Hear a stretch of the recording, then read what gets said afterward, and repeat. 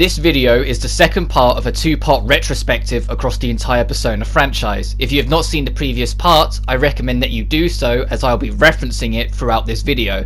Today we are talking about Persona 4 and Persona 5. Ah yes, my still favourite Persona game in the series, and one that, when I first experienced it back in early 2009, became a game that I frequented once every 6 months, to the point that my total playtime on the original Persona 4 is now excess of 1,500 hours. I lived for this game. I always made a point of playing it so many times because I loved it to death so much, and it was my ultimate go-to game anytime I was in a bad mood, anytime I felt a little out of it, or just wanted to feel love again, I guess.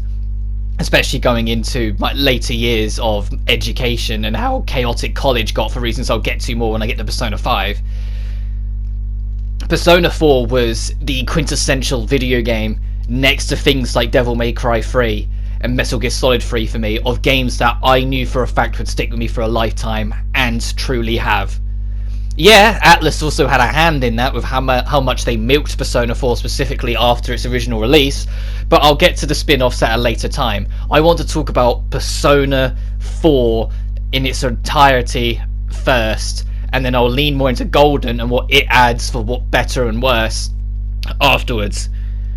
Persona 4 starts not too dissimilar to 3, in that you're someone who's not new to this environment, entering said environment, and you just have to find your way for the better part of a year as the plot kicks off. The difference being, in Persona 3, you're there living in this dormitory and you've got this holy students thing and you've got all that, whilst Persona 4, you're going out to the countryside to live with your uncle, and it's what happens there from that point that you have to deal with. Persona 3 has a leniency of people already knowing about shadows and already knowing about personas and having the Dark Hour in play, whilst Persona 4, you're a bunch of nobodies that stumble into a world called the TV world, which much later on gets renamed the Hollow Forest if you play your cards right and get the later endings.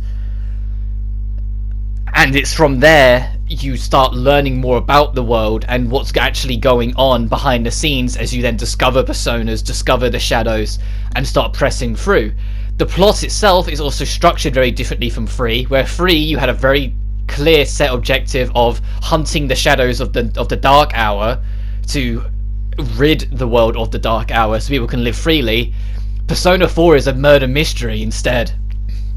And when you start the game, it's very early on that you witness a murder that happens where someone is hung from I think it's like a telephone pole, and then not too much later another person is, but this time it's someone who Yosuke, the main character's best friend, had feelings for, and so takes it very personally, setting you in stone to try and work out who the killer is and find all the pieces of clues, whilst dealing with not one but 2 major red herrings, one about halfway through the plot and one so late into the plot you'd be convinced on its placement alone it has to be the end of the game. So then when it turns out it's not and there's still another dungeon, you're like, oh, and you can be so easy to get the bad ending if you're not careful on it.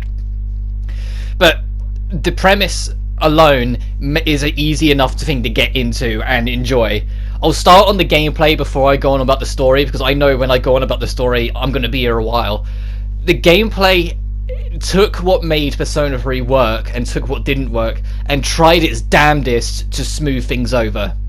They got rid of something that I didn't explain as well as I kind of wanted to in Persona 3's part of the retrospective, but in Persona 3 they had a thing where if you did a group-wide spell and all the enemies were weak to it, if one of the enemies happened to dodge said attack, you wouldn't get the once more, even though you've knocked enemies down and so should get a once more. Persona 4 rectifies that, you will now always get it. But it's even less of a hassle anyway, because the chance that the hit rate of your attacks has been increased since Persona 3. Group-wide attacks always have a slightly lower chance, so where it used to be single target is 95, group-wide is 90, now group-wide is 95%, and single target I think it's 98%. So you have a higher chance of your attack connecting anyway, instead of it being a 1 in 10 chance you just miss on a group wide. Which is more detrimental when there's like 5 enemies, because it means there's a good chance you're missing one of them. Whilst now it's a 1 in 20, so the chance is far less likely and far less worrisome. You still get the odd chance where one just misses and you're like, alright, but it's nowhere near as bad as it once was. And even then it wasn't that bad, it was more just that it stole it once more from you if you did a group wide. And if you say that, oh, it's because it's then more of a risk, well, the risk is in the increased SP cost of the skill alone. I think that's where it should have been, that you're burning through more of your SP to use the group wides, not that it has a chance of missing if you do a group wide. At least that's how I feel on the matter. I understand not everyone will agree with that, but that's just how I've always felt towards the matter. Additionally, like every other Persona game but free, it does give you back the ability to control your party members, and it enriches the experience so goddamn much. It still shares the same problem with Tartarus from Persona 3, where all the dungeons are kinda similar in everything but aesthetic and blend into one another, but as I alluded to in 3, 4 is the first effort they really make with the randomized dungeon layout to try and do something with it. At least one floor per every dungeon will instead be a scripted floor that isn't the boss room, and on that scripted floor there will be a puzzle or gimmick of some kind that you need to deal with to get to the other side. Sometimes it's as simple as there's a door that's locked and you need a key from a different floor to get it, like in the secret base dungeon. While other times it will be warping you around. Other times there'll be a secret hidden mini-boss tucked away halfway through the dungeon that has the ability to let you into the boss room at the end. Things like that. And although they're not much, they were always appreciated to me coming from Tartarus, which to me personally was such a bore after a while because of how grind heavy it was and how big it was. So to have just the odd things in the world mix it up as you go to it made it more memorable for me. It made some of the environments more enjoyable than others. Yeah, some of the shadow layouts can still be a bit questionable in the later dungeons, but it's not the end of the world. It is a step up from Tartarus in my opinion, especially because you have deadlines now with the dungeons. So it's not like with Tartarus where you kind of just totter your way up. There's a sense of pressure on the player that you need to get so much done before so much time passes, making the dungeons just that little bit more intense on your first playthrough. Yeah, I say this as someone who's done literally dozens of full playthroughs of this game now, so that sense of pressure doesn't really exist for me anymore because I've played it so much. But I still remember being as a kid getting down to the wire on Mitsuo's dungeon, the video game styled dungeon, because I didn't realise that there was an optional boss halfway through, and so when I got to the end door everyone was exhausted, so I left and I ended up doing some social links, and when I came back I had to backtrack through the whole dungeon not knowing where it was, exhausted my party's SP again, but managed to get that mini boss done and back up to the top floor. When I then left and came back, it was like the second to last day, and I was like, I don't really have any more chances beyond this, I need to do it now. And suddenly the pressure was on that I'd wasted too much time. Like, that's just kind of what I mean. Like, I remember that as a kid, that really stressing me out, but in a good way, because it's not a time limit. Because if you've known me for a while, you know that I don't like hard time limits. If a clock appears on the screen, I'm not going to enjoy it because I always like to go at my own pace. And you still absolutely can. It's just when you leave the dungeon, it advances a day. If so many days advance, you will then lose. It's less of a time limit, more of an action limit. You can only do so much before you hit that line. But you're not always going to want a dungeon crawl anyway, because social links, especially if your teammates, were given a lot more prominence for the far better over Persona 3. Persona 3 I give a lot of slack for how rough around the edges a lot of it is, but a lot of it I can forgive for it being first attempt, whilst Persona 4 was the execution, and Persona 4 Golden fine-tuned it to a T even further than that. And rebalanced a few things, because my god, rank 1 teammates and they would die for you. Like, imagine just meeting someone and someone else pulls out a gun and you're just like, nah, I'm gonna take this guy's bullet. No, you wouldn't. And Persona 4 Golden addresses that and makes it rank 9 instead before they will take that bullet for you. They have to be best buds with you before they would risk their life for you. But yes, Persona 4 teammates introduced the idea of every time you advance a rank, it's not just that it will make your fusions more powerful and get more out of your fusions for having that Arcana's social link higher. You will get direct benefits from your teammates then and there. like having the ability to pick you up when you're downed, when you've been hit down by a weakened attack, being able to pull you out of a status condition, being able to take a bullet for you, literally. If a killing blow is about to hit you, they will jump in the way and take the punishment. And eventually, when you max them out, you get their upgraded persona, which I know some people, it sits odd with some people, because I know a few people, and I definitely appreciated it in Persona 3, they got their enhanced persona by getting their character development through the plot. Whilst in Persona 4, you don't. Their character development is tied to their social link. And a lot of people say, oh, they just don't develop in the plot, which I will hard fucking challenge and always will. Once characters get their accept their shadow and accept a part of who they are and accept the darkness in their hearts, that's not the end of their development by far. All they've done is acknowledge they've got a problem. It's what they do with it afterwards that makes their social links and makes their journey through the game so fascinating, and makes the Persona 4 cast my favourite cast in the series, and a cast that still sticks with me. Like, I love Yosuke's social link of learning that he just isn't always going to be good enough, that he's always going to have doubts, and he's always going to be the sort of person where he gets jealous easy, and he does challenge it, and he does try and be better himself, and he even gets into a fight with you at the end solely because he doesn't want to have that negativity towards you. He wants it to be beaten out of him so you can see each other as equals, which happens, and he becomes a much more respectable character. And just for the record, Yosuke is and this includes 1 and 2 when I say this, Yosuke is the only bro best friend character in the series that genuinely feels like he earned that title. Like, without jumping the gun too much, when we get to Persona 5 Ryuji doesn't earn it.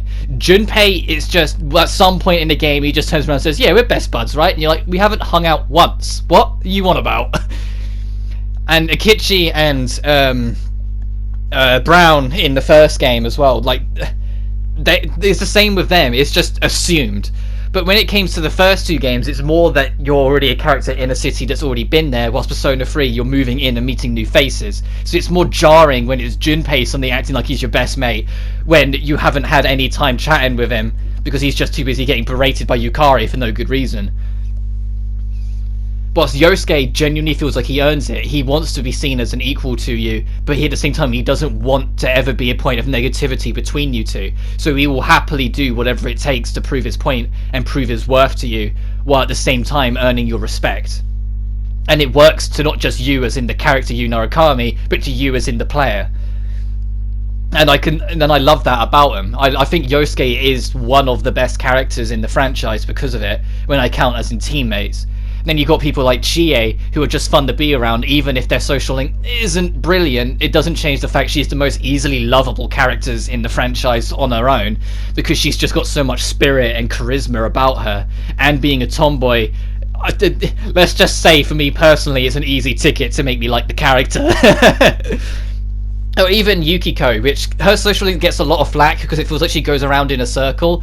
But people who mention that, I feel like they kind of missed the point a little bit. And this isn't me trying to be defensive, and I'm aware that I'm going to sound very defensive of this because of how much I love it. Yukiko's story is less about whether or not she'll take over the inn. It's more about whether she wants to do it or whether she's being told to do it. At the start of the social link, she wants to leave the inn and not work there because she feels the only reason she'd be taking it over is because she's expected to, and not because she wants to.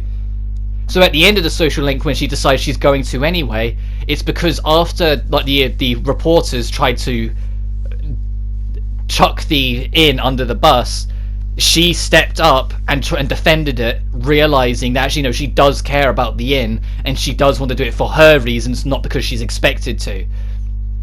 Kanji has actually, although he's not my favourite character in the game, he has my favourite social link in the game, because his entire social link is about breaking down the norms of identity. It's about what is taking away this idea of some things are masculine and some things are feminine. Kanji's this tough biker dude who loves sewing, and he's terrified that people will judge him because he likes something so seemingly feminine, which is just which unfortunately is still an extremely prominent problem even today. There's still this defined characteristic and defined mannerism of what is something a man should do and something what is a woman to do, that Kanji's character challenges so eloquently and is balanced very nicely by also Naoto's social link, where it's a flipped page where it's her trying to make herself more masculine to try and fit into norms despite being a woman. And both of them play off it, and something that is a common theme in all the social links is this sense of identity and belonging.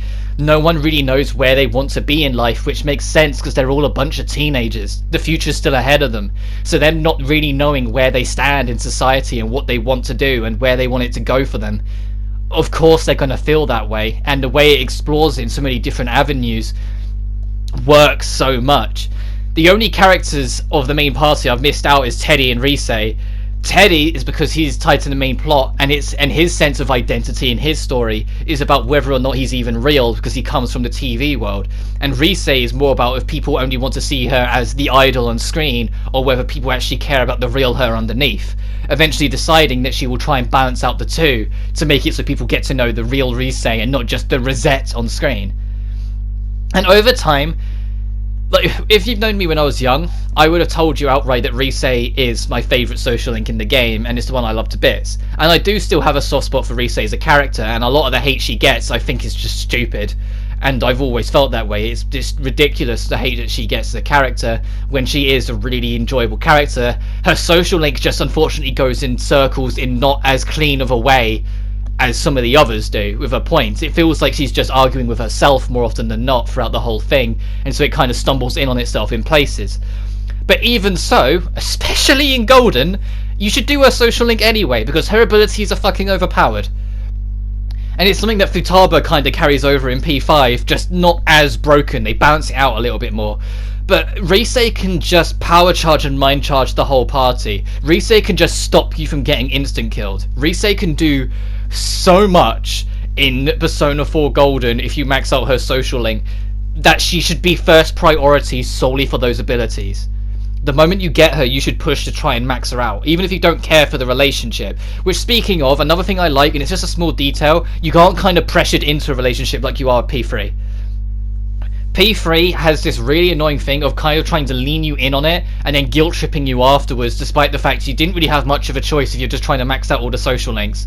Whilst Persona 4 gives you the choice, but then guilt trips you far harder if you then decide by yourself to cheat, which is the best way of handling it. And jumping the gun a little bit, I think it handles it better than P5, because P5 turns it into something comical, whilst P4, it genuinely rips your heart apart, having to like get to Valentine's Day and turn people down and watch them all kind of cotton on. Like, I think it was Naoto that like ripped my heart the most, where she's like, you have my heart, I wish you'd just take the rest of me. And you're just like, oh. It's like, it's perfect because you need to teach those kids don't fucking cheat, but it's so brutal as well. It plays on your heart so much. If you have a heart at all, Persona 4's Valentine's will rip it to shreds if you cheat. It really will.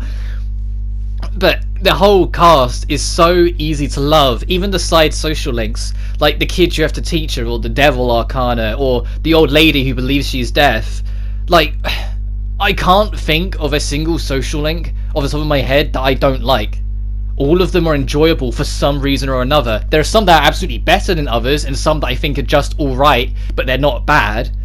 But there isn't a single social link, like with Persona 3 and 5, that I have a real problem with. Whilst Persona 3, there are several I have problems with, and I let it slide just because it was their first effort. And Persona 5, there are a couple I have problems with, just because they feel very shoehorned in for the sake of having them in. But let's get back to that story.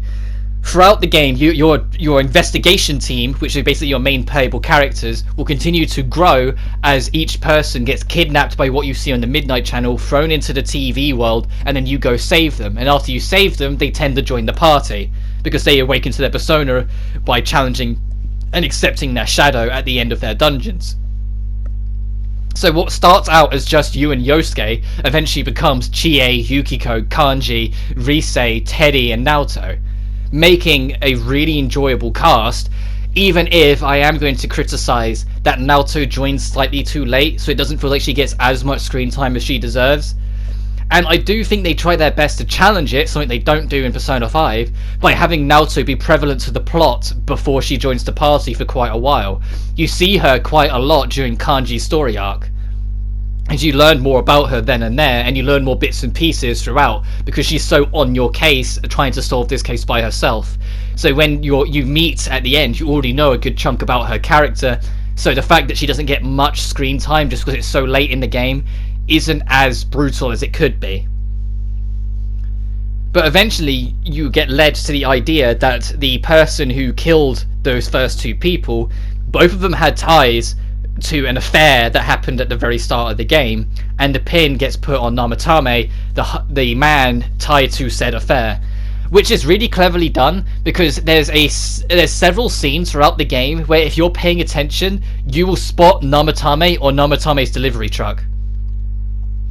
Like, an example that I see a lot of people give, and it's always worth bringing it up, is when Kanji is chasing you before he gets kidnapped, because you're trying to defend him and he gets the wrong idea and gets really aggro and starts chasing you around. You will see that his delivery truck drive past them as they're running. Like, he's already watching Kanji. Or like, there's several parts where you can just see him walking around in the distance, or sitting on a bench off on the edge of the screen, that he just looks so unassuming you don't give it a second thought until your second playthrough, when you realise he was already in the game, sort of thing, of trying to work out what's going on and trying to save people in his own way. So when you pursue him and he has the wrong idea and he seems deluded, when the things turn for the worse and Nanako seemingly dies, something that from what I've been able to tell, it seems like they did get cold feet on it, but I've never found enough to prove that they did. But it seems like there's a slight thing that they were originally going to keep Nanako dead, and it was just they decided later on that no, if they go for the true ending, we should have her survive. But at the same time, I've over time been able to justify that for myself, because the fog of the TV world has already bleeded into the real world by that point. And it has supernatural properties, so someone's heart collapsing but then finding a way to magically recover later on, I guess, isn't out of the realms of possibility. It isn't something that can't happen. It could sort of happen, and it does technically happen in the real world, to be fair. It's just not often. But that being said, when the emotional is high up and you get this chance to deal with Namatame then and there, his shadow then appears on the screen, something that you don't know at the time is actually because the shadows that appear on the TV screen on the Midnight Channel isn't actually the people's true self, it's what you want to see of them. When you see their shadows in the TV world, that's different, but when anything pops up on the Midnight Channel, the Midnight Channel is literally just projecting what you want to see in them. So in that moment, when you're debating killing Namatame and giving him a taste of what you think is his own medicine, when the Midnight Channel comes on, you all want him to be the murderer, so he talks like he's the murderer. He talks like he's going to get away with it, which is a brilliant way of driving home the situation, and especially because of how late on it is. Like, it even plays its own unique boss theme when you fought Namatame at the end of the Heaven dungeon. It sets it up to make you think that's the end. So the idea of throwing Namatame in all becomes more convincing on the player, and it's only if you've been really paying attention you'll notice a few questions haven't been answered and a few things don't make sense. And then if you challenge it and say, actually no, we can't, something doesn't sit right, you end up sparing Namatame, which is the right call, and you end up learning more, leading to my favourite actual antagonist in the franchise, including Persona 1 and 2, and that is Toru Adachi. Adachi is something that they try again with Akechi and fail miserably, but I'll get to that when I get to that. But Adachi is literally the mirror image of your character. He is the mirror of you, Narukami.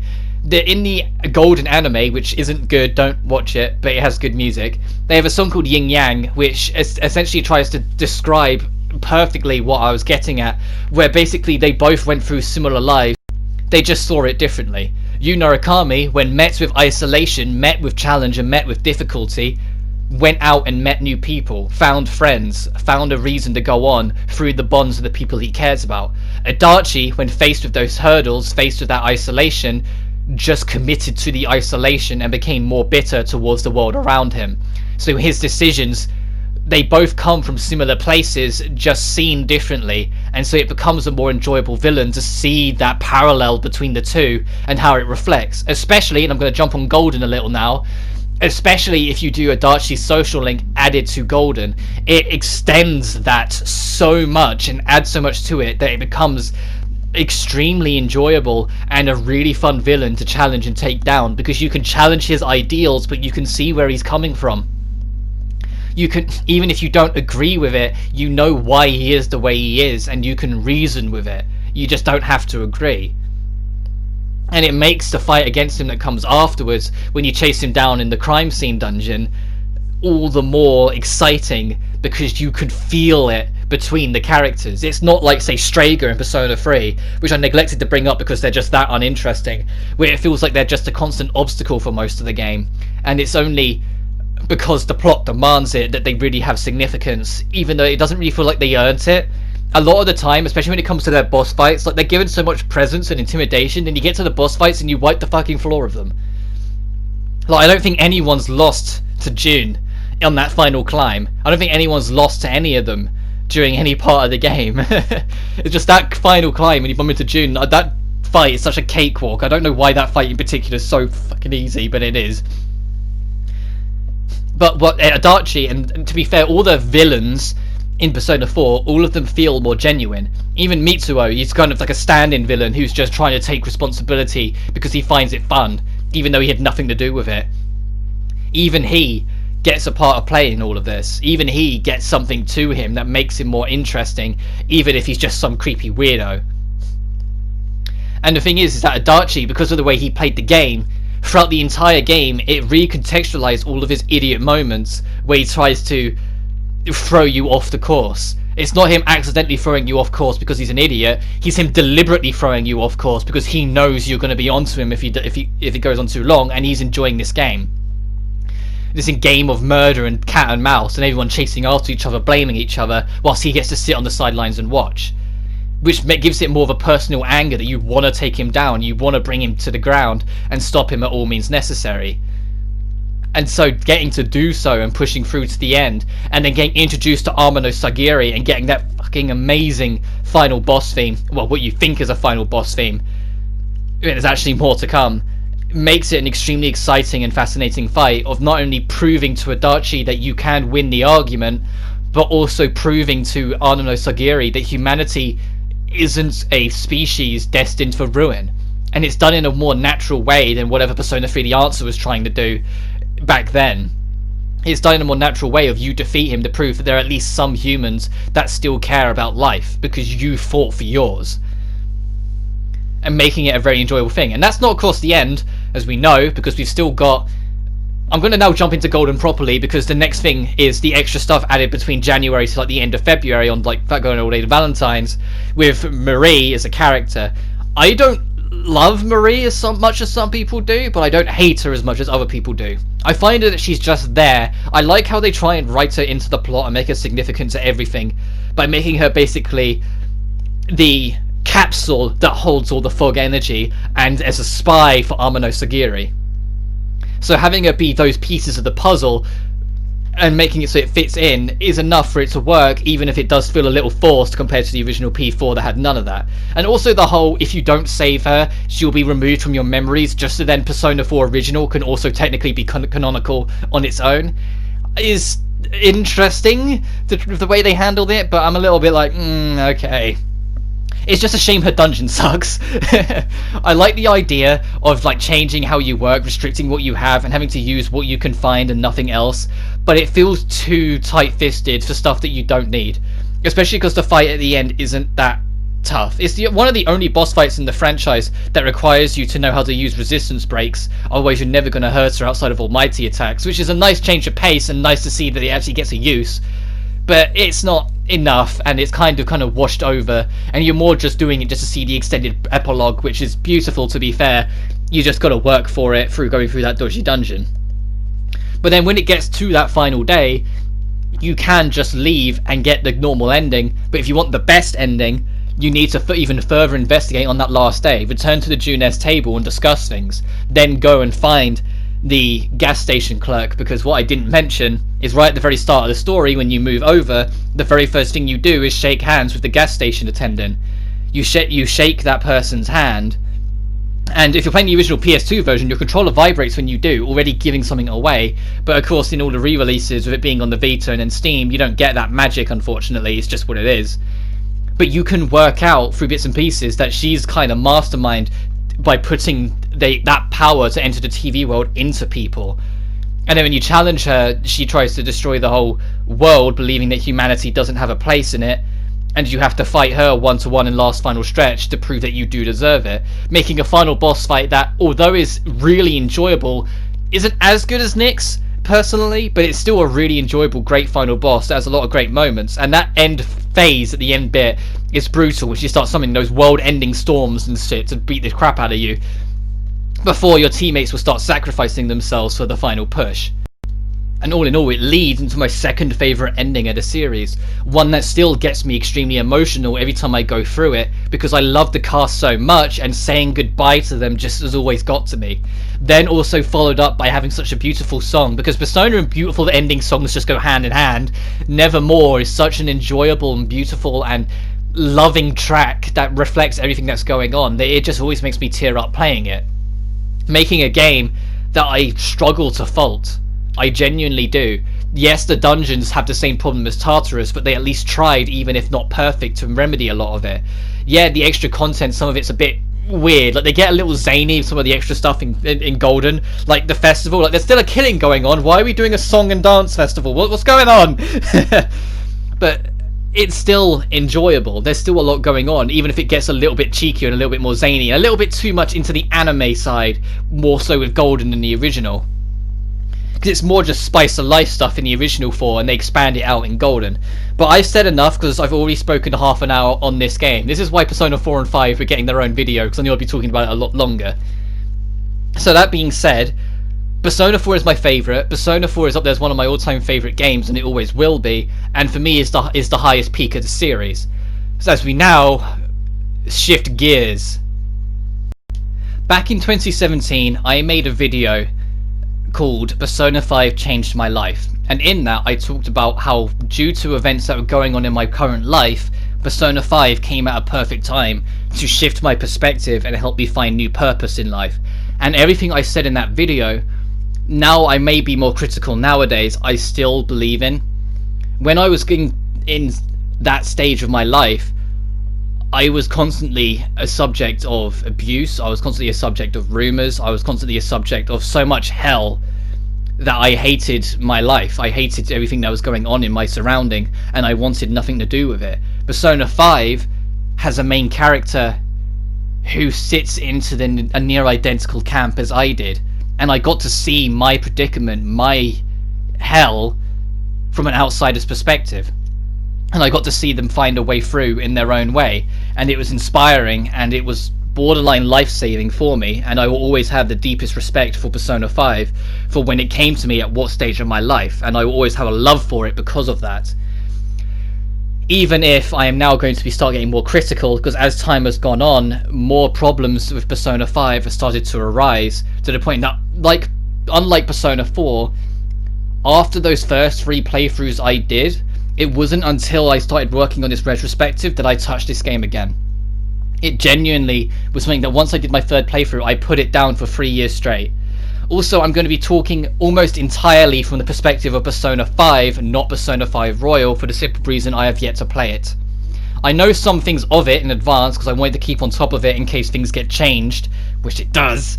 But I will get to that very briefly near the end, because this video I want to keep it under an hour if I can help it, and I spent half an hour on P4. Persona 5 has a very similar setup to P4 and I suppose P3, where you're just a new kid moving in with a family member.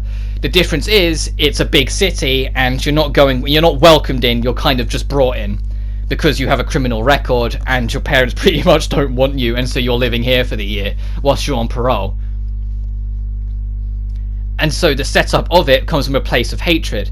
And unlike Persona 4, where a lot of the themings of the characters are themes and ideas of identity and trying to find who you are, Persona 5 has this constant push where every single new face you meet, and I mean every single one of them, starts you off hating them.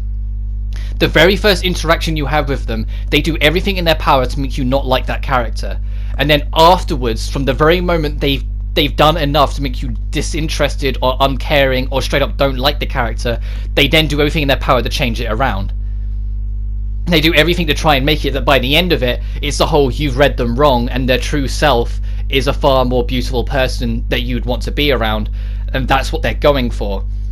The biggest issue with that is the moment you try and play that game, or playing with the audiences, we're going to make you not like and then like them, is you're extremely reliant on the player's emotional states, and you're extremely reliant on how they feel and what they respect and where their morals are at. And so it doesn't work for every single character. The biggest example, and it's one that I will fight tooth and nail to make a point out of, because I find it straight up ridiculous that it isn't talked about more, is Akechi.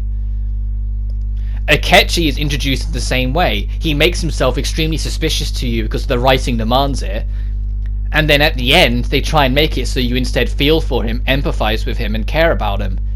But with the moment you take a step back and look at what he did and what he was trying to achieve, it's impossible to, because his motives didn't make sense. His motives were flawed, and his reason and his way of trying to get what he wanted done weren't coming from a good place. They were just pure evil. Akechi's entire plan is that he wants to spite his old man. You want to stop that same person. You might not know it at first, but you're both after Shido. You're both after the same man. You're both trying to take him down. So why in God's name is he now trying to get you all killed, kills Haru's father, tries to sentence you to death by a big setup by attacking Sae? Why is he doing all of that if you're going for the same objective? He should be fucking helping you. And when he explains this to you, it doesn't make sense. You sit there and you go, well, hang on a minute, what? You want to stop him too, so that's why you had to stop us? Get over yourself. He's just a spoiled child who didn't like the fact he didn't get what he wanted. He wanted it to be his way and no one else's, and so was prepared to kill to get it. So when he ends up admitting his mistake at the end, he's not suddenly redeemed. He's not suddenly a good person. If someone robs you blind and then when called by the police says, yeah, I did it, doesn't suddenly make him innocent. You don't suddenly say, no, maybe he's a good person after all. No, he still fucking did the crime. And it's the same with Akechi. It's baffling to me that people are so defensive on him. And he's like, no, he's an idiot. He's a murderous, psychopathic idiot who was just a child, being a fool and not knowing how to handle his power. It's insane to me that they just let that slide, and so many people try and defend him. So much so that they fucking retconned his death in Royal, ruining his entire story arc that was bad anyway and poorly handled. And I'm getting ahead of myself, and I can't talk too much on Royal because I ultimately don't know how it handles it to a deeper extent because I've yet to play it. But that's just always rubbed me the wrong way. The very first playthrough I did of that game, I made a point of saying Akechi is dodge and Akechi is bad. And as time's gone on, it's continued to just baffle me how many people go out of their way to defend him and how strong that voice is. It's like, it feels like some people could be convinced of anything. And maybe I'm being too harsh and too general, but it's just how I feel. But unlike Persona 4, Persona 5 also has stumbles in other social links. Some of those being that kid, I think it's the Tower Arcana, the gaming kid that has the meme hat on his head. He just, I think, stumbles over himself. The politician, which I think is a good idea and has a good heart, but just kind of meanders way too much in the middle to wind up not enjoying it that much and end up kind of just wanting to get through it. And about half of the teammate social links.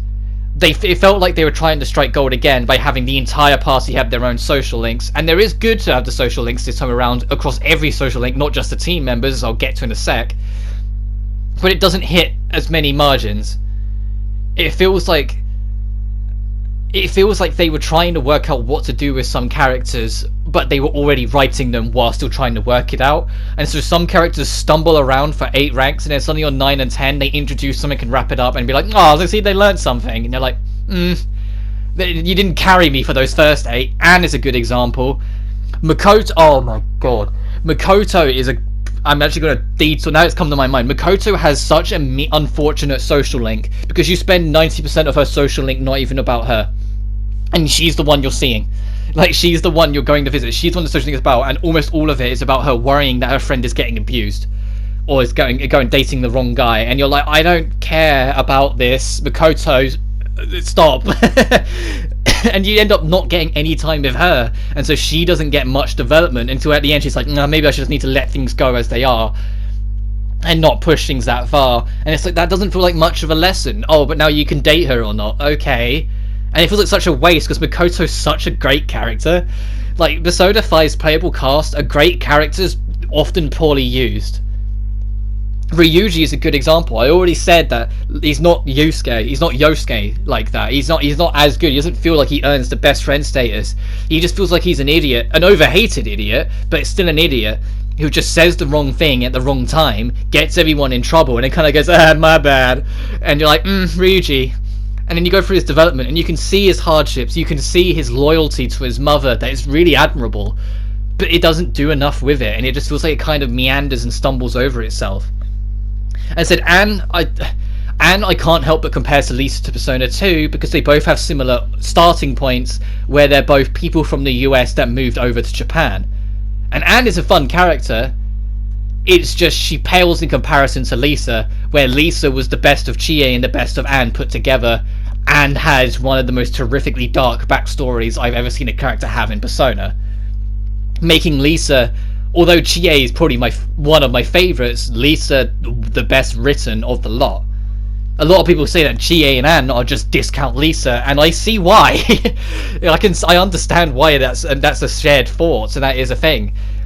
But I still think Chie does enough on her own to stand out, and Anne tries to, but I feel like if Persona 5 is your third Persona game, you'll enjoy Anne, but if you've played 4, 3, or especially 2 with Lisa, you'll see the cracks in Anne as the quote-unquote first girl of the party. She's just not as good. She's better than Yukari in my opinion, but she's not anything else. And then you go through the rest of the party, and it's like, Yusuke is having a flamboyant character who's a bit different, a bit quirky, and he's funny, but I don't think his message and what's tied to his character works anywhere near as effectively as the feminine man character of the previous games. It seems to be that's the staple they're going for after Kanji. I feel like Kanji was 10 times more effective in what he was doing, because it was someone who felt like was genuinely struggling, and there was an identity crisis subplot with it that is still very relatable to today, despite the game being based in 2011 and coming out in 2008 in Japan. Like, it's still very relevant argument today, whilst Yusuke is just this broke artist trying his best, and you're like, if you're an artist, I suppose you can relate to being broke, but other than that, it's just he's there, and it doesn't feel like they do enough. Like, his entire story, his entire social link, it just feels like a waste of time in my opinion. You're only doing it to max him out if you want him on your party, which to be fair, he's a great member of the party, but that's besides the point. Futaba, if you've known me for a while, you know Futaba is my golden girl, my quote-unquote waifu of the series. It's my goal I always go to for a character I enjoy, and I still stand by that. I still love her the bit. She's still such an adorable bean, and I enjoy having her as a character, and I enjoy her seeing up. And her voice actress is a fucking weirdo, and I love it. I love it so much. She's Erika Lindbeck is such a wild card of a personality. She's beautiful. But Futaba, her social link is good, but it's very familiar to some of Persona 3's, and I think that's where I kind of both enjoy it but stumble with it, because it feels like they didn't learn enough. Persona 3 had a good number of social links where its characters unsure of themselves, by the end becoming sure of themselves. That's Futaba's. They just do it really cutely instead, and it was enough to buy me over at the time, despite the fact there are flaws in the social link, because it is just, if you've played previous Persona games, you've seen this before. And I know that's always going to be a problem when you have so many social links, and this is their third round of doing it. You're going to eventually start seeing ones that seem familiar to other games. I just feel like they could have done more with it, and lean more into her nerdisms with her social link, and show just how passionate she is about what she likes, like her hacking, like her video games, instead of leaning so much on her shyness and trying to break her out of her social bubble. I'd love to see a social link in one of these Persona games be a character who is shy and anxious and doesn't want to leave their social bubble, and then have them grow and develop while still remaining in that bubble. Because some people do their best in life not being a social butterfly. I speak from experience. I am not that social outside of doing this and my workplace where I have to be. And so I'd love to see a character actually be shown that actually no, there is actually benefit, and if you want to go down that path of life, you can. Yes, it may be harder, and yes, it may be a struggle, but you shouldn't have this enforcement that, no, you need to be social, and the best way to go in life is to be a social butterfly, because it doesn't always work like that. And I wish Futaba's Social Link did more to challenge that.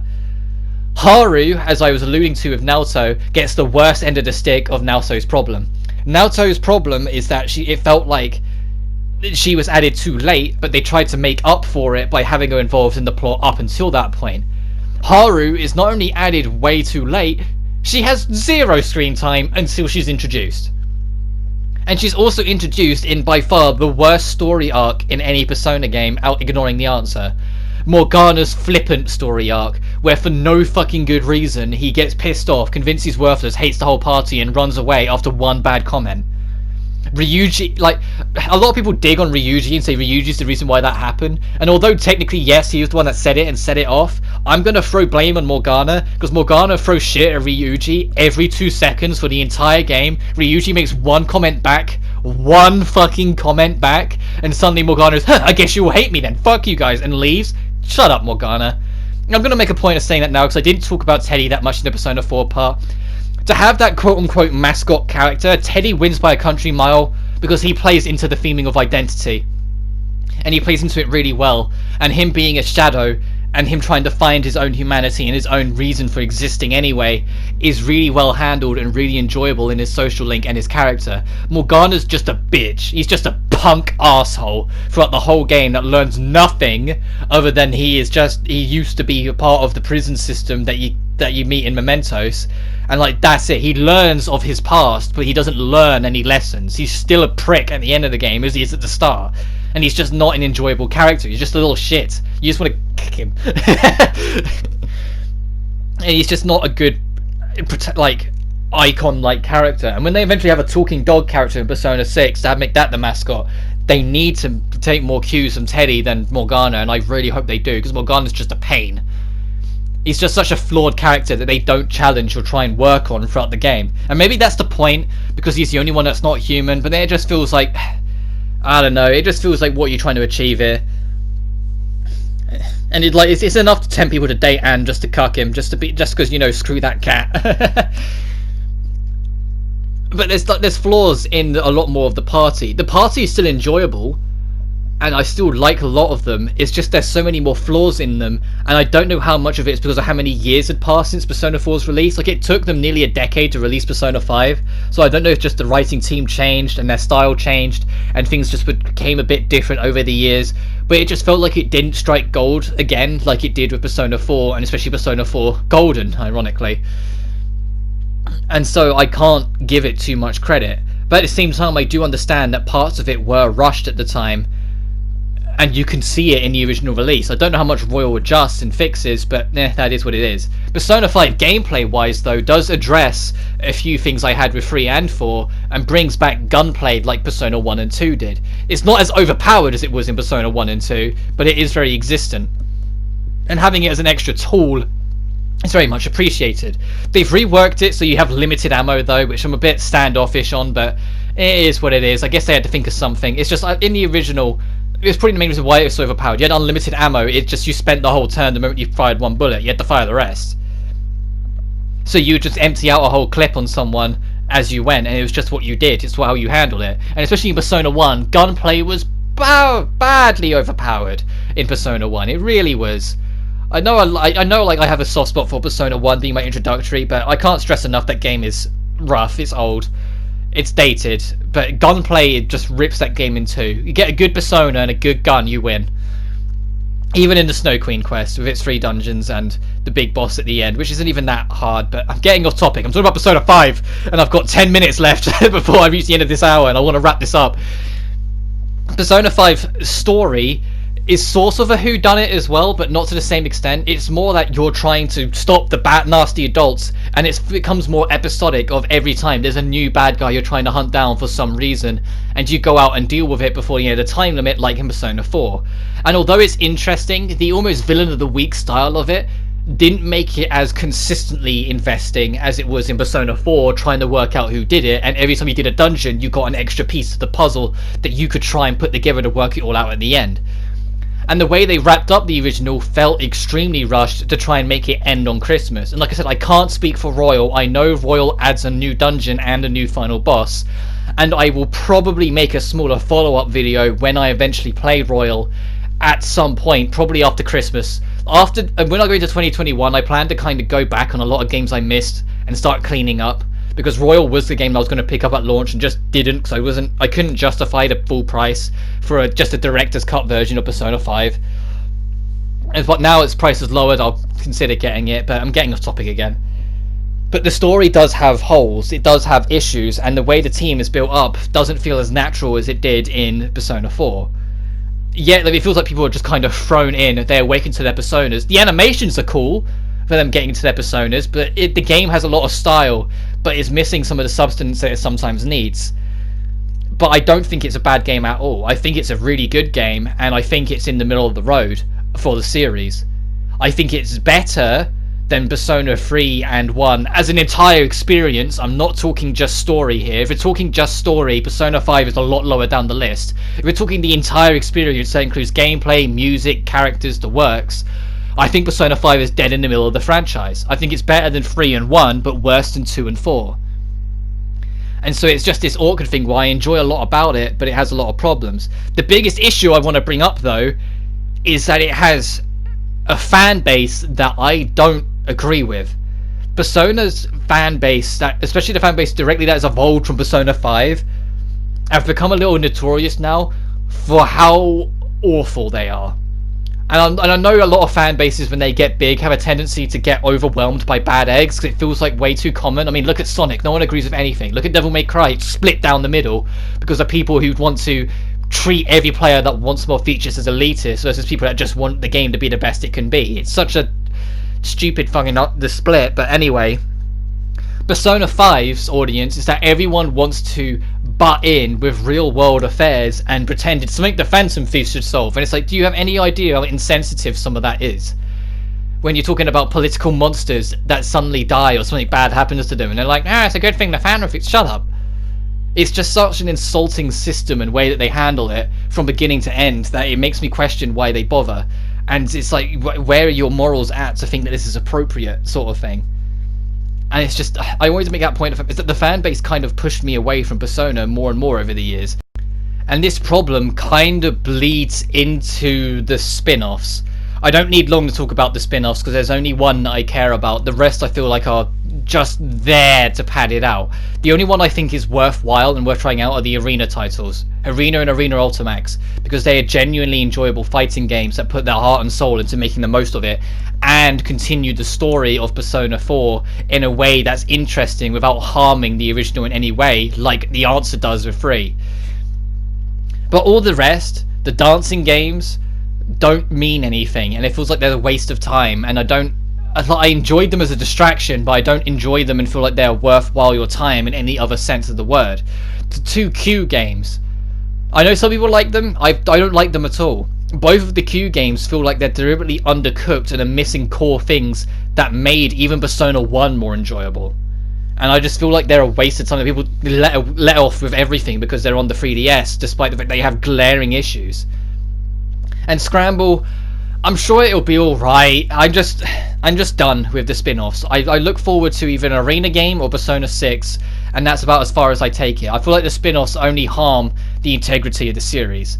And that's literally all I have to say on it. I don't have much to say on it. Play the Arena games, they're great fun. Leave the rest. Just don't bother, because you're just going to go down a rabbit hole that will taint what you enjoy about your cast and characters more and more with each release, because they'll get more and more nonsensical as it goes on. Additionally as well, there's been a lot of anime adaptations of different versions, and only one of them I think is actually worth your time. The Persona 3 animated movies are alright, but they're not special in any sense of the word. Persona 4 Golden's anime and Persona 5's anime are both straight up bad. The only one that I think is good and handles the material pretty well, even if it is a little rushed in places, is the original Persona 4 anime. Especially because of how they handle some scenes more directly than the game ever did. Like, they handle Mitsuo's side of it, they handle the final episode, they handle Nanako's death and her eventually coming back far better than the game does, in my opinion. And the Naruto's death especially, my god, I don't cry at anime. I nearly cried at that scene. I really nearly did. Like, I don't cry at TV shows because I struggle to get as connected, even if it's a cast I know from something else. I struggle to get as connected with TV shows than I do video games, because in video games I have an influence, I have control. So I always struggle to have that thing. But my god, Narukami like turning to Yosuke and just saying, "Did I make the right call?" Not throwing in Namatame. That just pulled at my heartstrings. The Persona 4 base anime is really enjoyable and I can recommend it, but I can't recommend the rest. It just feels like they're just there to tick a box, especially the Persona 4 Golden anime. Like, what the fuck? Outside of the music, that anime's worthless. Like, the music was really cool and I love Yin Yang, but the rest is just not worth it. But I'm gonna wrap this up because this has been a long time coming, and this is only the start because this will upload on the day of the 5th anniversary of me doing Let's Plays, and so I need to do a video for that as well, plus the obligatory death end part. So, to wrap things up and to kind of shrink things down, I never played SMT If, but its story relates to later games and I can respect its music for what it did. Persona 1 is an extremely dated, janky game, but it does have its own charm and personality that I think if you can get past its jankiness, you can get something out of and enjoy it. But as much as I disagree with parts of it, you should probably get the PSP version because it's cheaper and more affordable and has a few quality of life things that the original just never got. Persona 2 Innocent Sin is the quintessential Persona game if you're not counting games with the social links, because it doesn't have any. If you care about the social links, then maybe you'll argue it, but if you don't and you just want a really good story with amazing characters, 2 will stand out far better than any other game in the series, and that includes my personal favourite 4. Eternal Punishment is an amazing, if non-canon, follow-up to Innocent Sin, but will only work in your favour if you've played Innocent Sin, which is harmful because of how difficult it is to get the game in the West. Persona 3 is an overrated but still very good experience that deserves a lot of the love it gets, but has a lot of problems that I feel people neglect to acknowledge just because of their bias. And I know that, speaking of Persona 4, that I too am very biased towards my love towards that game, despite it having a lot of flaws and problems of its own. I just think it gets around its problems far smoother than a lot of the other games in the series. And Persona 5 is the most modern and smoothed up gameplay take of the formula, but stumbles over itself with story beats and social links as it goes through, feeling like it doesn't quite strike the magic that the first game did in the same way it did, or to say the previous game did in the same way it did. But I can only speak of someone who hasn't played Royal yet to know how much Royal addresses or adjusts. Thank you so much for talking and for sticking through this to me if you have. I know I've kind of rambled on at points during this, but I needed to talk about this series because I love this series so much, but a lot of it really annoys me. And I know a lot of it's to do with the fan base, but I feel like this needs to be addressed, and a lot of it is down to Atlus and their ability to kind of just get cold feet on situations that were working beautifully before. Persona 3 then taking away the killing off the characters for further releases. Persona 4 with like Marie's story arc feeling a little off. Persona 5 and knowing that Royal gets rid of Akechi's death is like, what the fuck? Anyway, I'm going to wrap this up. Thank you so much for listening, and I will see you on the next one. Today is going to be a long day of video uploads, so I hope I don't bore you to death with how much talking I'm going to do today. But until then, you guys take care now.